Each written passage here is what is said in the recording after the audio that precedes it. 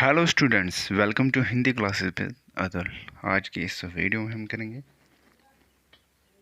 कक्षा 10th की जो हिंदी की पुस्तक है उसमें जो एनसीईआरटी का सिलेबस है उसके अकॉर्डिंग जो चैप्टर नंबर 11 जो रहता है रामवृक्ष बोनीफुरी जी का। सबसे पहले हम इनके जीवन परिचय या साहित्यिक परिचय के ऊपर चर्चा करते हैं, उसके बाद हम जो है चैप्टर को पढ़ेंगे। तो चलिए शुरू करते हैं साहित्यिक या जीवन परिचय के ऊपर चर्चा। रामवृक्ष बोनीफुरी का जन्म बिहार के मुजफ्फरपुर जिले के बेनीपुर गांव में सन 1899 में हुआ। माता पिता का निधन बचपन में ही हो जाने के कारण जीवन के आरंभिक वर्ष अभावों, कठिनाइयों और संघर्षों में बीते। 10वीं तक की शिक्षा प्राप्त करने के बाद सन 1920 में राष्ट्रीय स्वाधीनता आंदोलन में सक्रिय रूप से जुड़ गए। कई बार जेल भी गए। उनका देहावसान सन 1968 में हुआ, यानी कि उनकी मृत्यु जो है 1968 में हुई और जन्म हुआ था 1899 में। 15 वर्ष की अवस्था में बेनीपुरी की जो रचनाएं पत्र पत्रिकाओं में जो है छपने लगी। वे बेहद प्रतिभाशाली पत्रकार थे। उन्होंने अनेक दैनिक, साप्ताहिक एवं मासिक पत्र पत्रिकाओं का संपादन किया, जिनमें तरुण भारत, किसान मित्र, बालक, युवक, योगी, जनता वाणी और नई धारा ये जो है उल्लेखनीय है।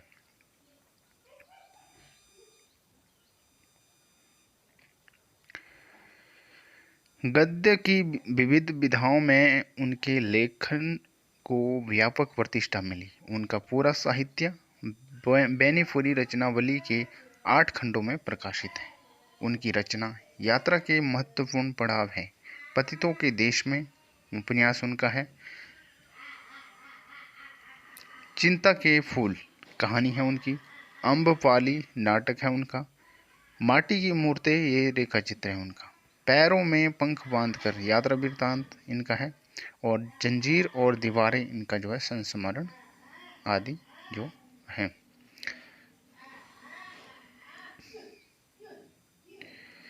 उनकी रचनाओं में स्वाधीनता की चेतना, मनुष्य की चिंता और इतिहास की युगानुरूप व्याख्या जो है। विशिष्ट शैलीकार होने के कारण इन्हें कलम का जादूगर कहा जाता है। तो ये था रामवृक्ष बेनीपुरी जी का जो है जीवन और साहित्यिक परिचय, जिनमें हमने इनके जीवन के साथ साथ इनकी रचनाओं के बारे में भी जाना। ये आप इनका चित्र देख सकते हैं। बेनीपुरी जी का ये फोटो है, याद रखने के लिए आपको जो है एक दृश्य के माध्यम से, विजुअलाइजेशन के माध्यम से, ताकि आपको याद रह सके, आप जो है रख सकते हैं याद। अब चलते हैं हम अगले पेज के ऊपर। रामवृक्ष बेनीपुरी जी का जो चैप्टर है उसकी थोड़ी सी समरी जो हम यहाँ पे समझेंगे कि क्या कहा गया है चैप्टर में। बाल गोविंद भगत रेखा चित्र के माध्यम से लेखक ने एक ऐसे विलक्षण चरित्र का उद्घाटन किया है जो मनुष्य, लोक संस्कृति और सामूहिक चेतना का प्रतीक है। वेशभूषा या बाह्य अनुष्ठानों से कोई सन्यासी नहीं होता। सन्यास का आधार जीवन के मानवीय सरोकार होते हैं। बाल गोविंद भगत इसी आधार पर लेखक को सन्यासी लगते हैं। यह पाठ सामाजिक रूढ़ियों पर भी प्रहार करता है। इस रेखा चित्र की एक विशेषता यह है कि बाल गोविंद भगत के माध्यम से ग्रामीण जीवन की सजीव जो है झांकी देखने को मिलती है। तो यहाँ पे क्या कहा गया है बाल गोविंद के बारे में कि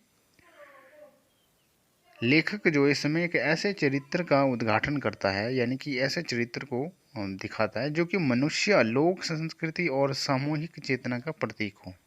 और इसमें यह कहने का प्रयास किया गया है कि वेशभूषा या बाह्य अनुष्ठानों, जो भी वेशभूषा या पहनावा होता है किसी का, तो कहते हैं कि उनसे कोई सन्यासी नहीं हो सकता। सन्यासी का आधार होता है जीवन के मानवीय सरोकार होते हैं, यानी उनके जो भाव होने ज़रूरी होते हैं उनके भीतर। शरीर में जो है वस्त्र पहनने से कोई सन्यासी नहीं बन सकता, बल्कि मन में वो भाव होने चाहिए। अब चलते हम आगे, इसको विस्तार पूर्वक पढ़ेंगे आज बाल गोविंद भगत। रामवृक्ष बेनीपुरी जी का। और कक्षा 10th का ये चैप्टर रहता है, चैप्टर नंबर 11। ठीक है, तो चलिए शुरू करते हैं।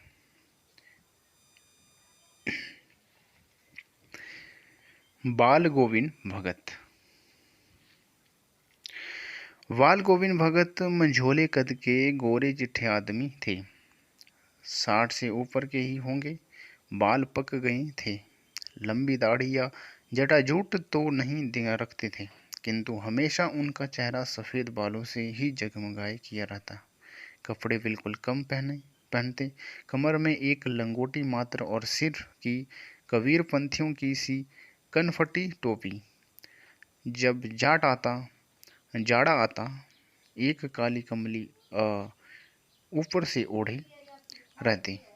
मस्तक पर हमेशा चमकता हुआ रामानंदी चंदन, जो नाक के एक छोर से ही औरतों के टीके की तरह जो है शुरू होता।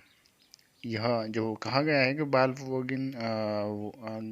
गोविंद जो वक्त होता है, किस प्रकार का जो श्रृंगार या उसका जो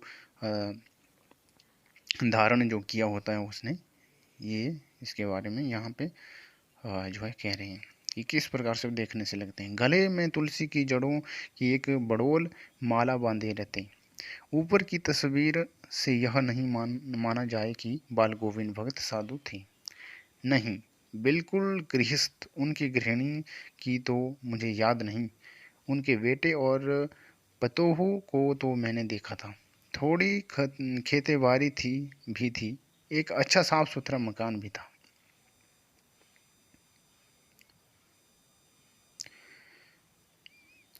किंतु खेतीबाड़ी करते परिवार रखते भी बाल गोविंद भगत साधु थे।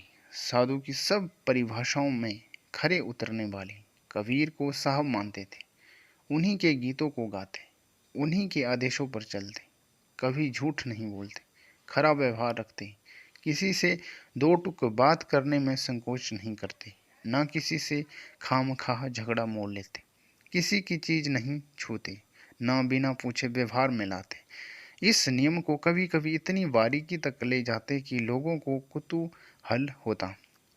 कभी वह दूसरे के खेत में शौच के लिए भी नहीं बैठते। वह गृहस्थ थे, लेकिन उनकी सब चीज़ें साहब की थी। जो कुछ खेत में पैदा होता, सिर पर लाद कर पहले उसे साहब के दरबार में ले जाते, जो उनके घर से 4 कोस दूर था। एक कबीरपंथी मठ से मतलब वह दरबार में भेंट रूप रख लिया जाकर प्रसाद रूप में जो ही उन्हें मिलता उसी घर लाते और उसी से गुजारा चलाते। ये बाल गोविंद के बारे में यहाँ पे कहा गया है कि क्या क्या करते थे और क्या नहीं करते थे। आगे चलते हैं। इन सबके ऊपर मैं तो मुग्ध था उनके मधुर गान पर, जो सदा सर्वदा ही सुनने को मिलते। कबीर के वे सीधे साधे पद जो उनके कंठ से निकलकर सजीव होते। आषाढ़ की रिमझिम है। समूचा गांव खेतों में उतर पड़ा है। कहीं हल चल रहे हैं, कहीं रोपनी हो रही है। धान के पानी भरे खेतों में बच्चे उछल रहे हैं। औरतें कवेला लेकर जो है मेड़। नेक्स्ट पेज के ऊपर चलते हैं।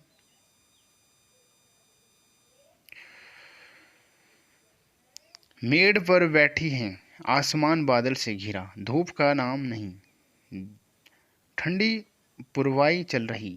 ऐसे ही समय आपके कानों में एक स्वर तरंग झकार सी कर उठी। वह यह क्या है, यह कौन है, यह पूछना न पड़ेगा। बाल गोविंद भगत समूचा शरीर कीचड़ में लिथड़े अपने खेत में रोपनी कर रहे थे। उनकी उंगली एक एक धान के पौधे को पंक्तिबद्ध खेत में बिठा रही है।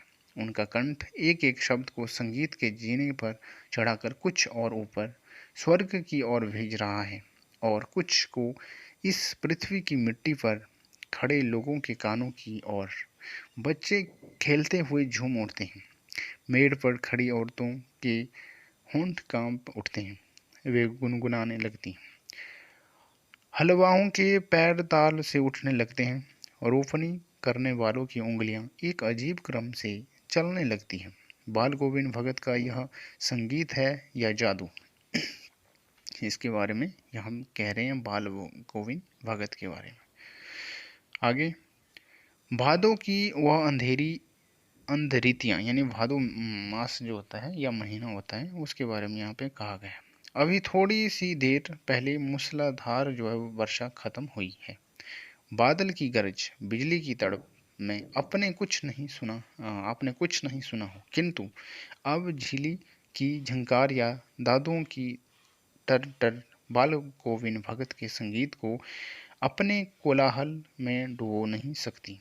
उनकी खंजड़ी डिमक डिमक बज रही है और वे गा रही हैं, गोदी में पियवा चमक उठे सखियां, चिहुक उठे ना। हाँ, पिया तो गोद में ही है, किंतु वह समझती है वह अकेली है। चमक उठती है, चिहुक उठती है।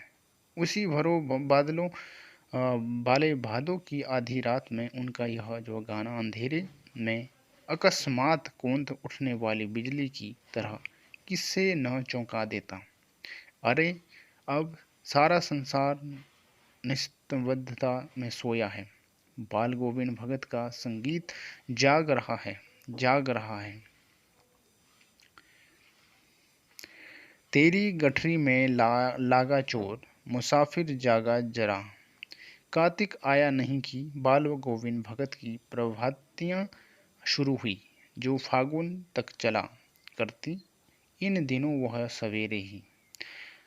तो ये आप यहाँ पे देख सकते हैं इस चित्र को, इस दृश्य को। यहाँ पे बाल गोविंद भगत के बारे में आप देख सकते हैं किस प्रकार का इनका पहनावा है और किस तरह से सन्यासी जीवन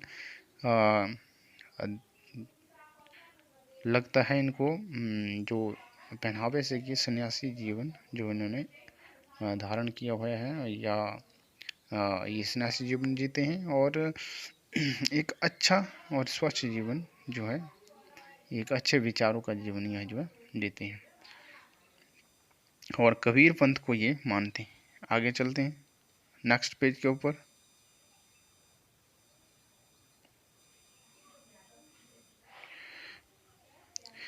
उठते न जाने किस वक्त जगकर वह नदी स्नान को जाते गांव से 2 मील दूर। वहां से नहा धोकर लौटते और गांव के बाहर की पोखर के ऊंचे भिंडे पर अपनी खंजड़ी लेकर जा बैठते और अपने गाने टेरने लगते। मैं शुरू से ही देर तक सोने वाला हूँ, किंतु एक दिन माघ की उस दांत किटकिटाने वाली भोर में ही भी उनका संगीत मुझे पोखरे पर ले गया था। अभी आसमान के तारे के दीपक बुझे ही नहीं थे कि पूरब में लोही लग गई थी, जिसकी लालिमा को शुक्र तारा और बढ़ रहा था। खेत, बगीचा, घर सब पर कुहासा छा रहा था। सारा वातावरण अजीब रहस्य से आवृत मालूम पड़ता था। उस रहस्यमय वातावरण में एक कुश की चटाई पर पूर्व मुँह काली कमली ओढ़े बाल गोविंद भगत अपनी खंजड़ी के लिए बैठे थे। उनके मुंह से शब्दों का तांता लगा था। उनकी उंगलियां खंजड़ी पर लगातार चल रही थी। गाते गाते इतने मस्त हो जाते, इतने सुरूर में आते, उत्तेजना हो उठते कि मालूम होता अब खड़े हो जाएंगे। कमली तो बार बार सिर से नीचे सर जाती। मैं जाड़े में कपा रहा था, किंतु तारे की छांव में भी उनके मस्तक के श्रम बिंदु जब तब चमक ही पड़ते। गर्मियों में उनकी संध्या कितनी उमस भरी शाम को न शीतल करती। अपने घर के आंगन में आसमान जमा बैठते। गांव के उनके कुछ प्रेमी भी जुट जाते। खंजड़ियों और करतालों की भरमार हो जाती। एक पद बाल गोविंद भगत कह जाते। उनकी प्रेमी मंडली उसे दोहराती। तिहराती। धीरे धीरे स्वर ऊंचा होने लगता, एक निश्चित ताल, एक निश्चित गति से। उन ताल स्वर के चढ़ाव के साथ श्रोताओं के मन भी उभर उठने लगते। धीरे धीरे मन तन पर हावी हो जाता। होते होते एक क्षण ऐसा आता कि बीच में खंजरी लिए बाल गोविंद भगत नाच रही हैं और उनके साथ ही सबके तन और मन नृत्यशील हो उठे हैं। सारा आंगन नृत्य और संगीत से ओतप्रोत है। बाल गोविंद भगत की संगीत साधना का चरम उत्कर्ष उस दिन देखा गया जिस दिन उनका बेटा में मरा। इकलौता बेटा था वह, कुछ सुस्त और बोदा सा था, किंतु इसी कारण बाल गोविंद भगत उसे और भी मानते। उनकी समझ में ऐसे आदमी पर ही ज़्यादा नज़र रखनी चाहिए या प्यार करना चाहिए, क्योंकि ये निगरानी और मोहब्बत के ज़्यादा हकदार होते हैं। बड़ी साध से उसकी शादी कराई थी।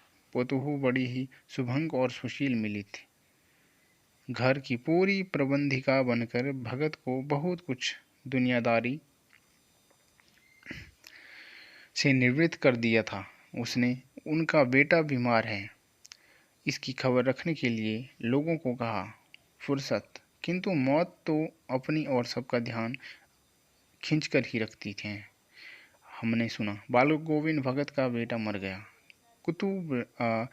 कुतूहल वश जो है उनके घर गया, देखकर दंग रह गया। बेटे को आंगन में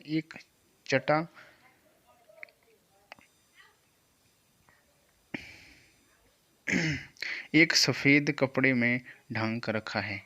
वह कुछ फूल तो हमेशा ही रोपते रहते, कुछ तोड़कर उस पर बिखरा दिया और फूल तुलसी दल भी सिरहाने एक।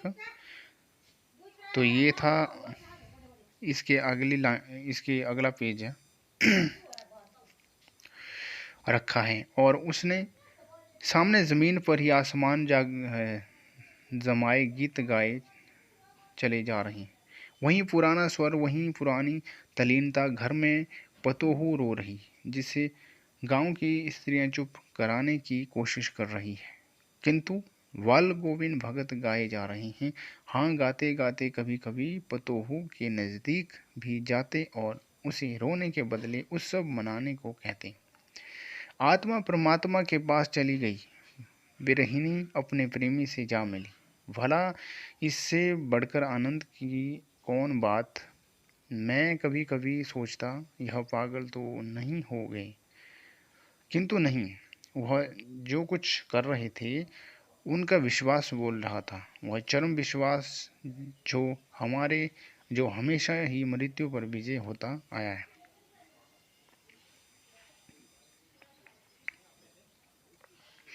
बेटे के क्रियाक्रम में तुल नहीं किया, पतोहू से ही आग दिलाई उसकी, किंतु जो ही श्राद्ध की अवधि पूरी हो गई, पतोहू के भाई को बुलाकर उसके साथ कर दिया, यह आदेश देते हुए कि इसकी दूसरी शादी कर देना। इधर पतोहू रो रो कर कहती, मैं चली जाऊंगी तो बुढ़ापे में कौन आपके लिए भोजन बनाएगा, बीमार पड़े तो कौन एक चुल्लू पानी भी देगा। मैं पैर पड़ती हूँ, मुझे अपने चरणों से अलग नहीं कीजिए। लेकिन भगत का निर्णय अटल था। तू जा, नहीं तो मैं इस घर को छोड़कर चल दूंगा। यह थी उनकी आखिरी दलील, और इस दलील के आगे बेचारे की क्या चलती। आगे चलते हैं। बाल गोविंद भगत की मौत उन्हीं के अनुरूप हुई। वह हर वर्ष गंगा स्नान करने जाते। स्नान पर इतनी आस्था नहीं रखते जितना संत समागम और लोक दर्शन पर, यानी कि लोक दर्शन में उन्हें बड़ा आनंद आता था और स्नान भले ही वो इतना ज़्यादा रुचि न रखे, परंतु समागम में जरूर रखते थे।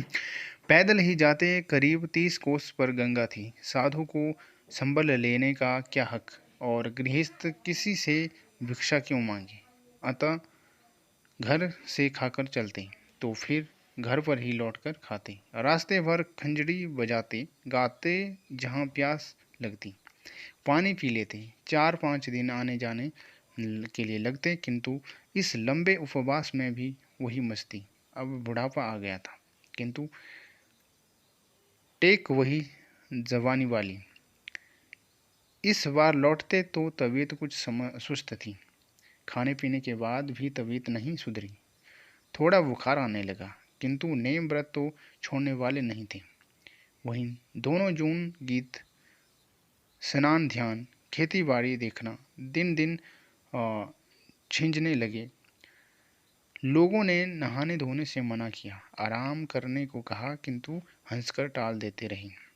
उस दिन भी संध्या में गीत गाए, किंतु मालूम होता जैसे तांगा टूट गया हो, माला का एक एक दाना बिखरा हुआ। भोर में लोगों ने गीत नहीं सुना। जाकर देखा तो बाल गोविंद भगत नहीं रहे, सिर्फ उनका पंजर पड़ा है।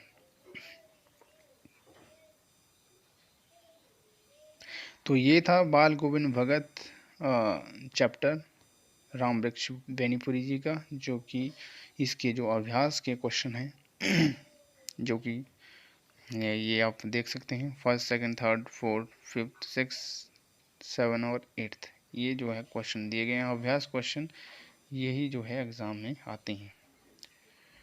ठीक, इनको आप पढ़ सकते हैं।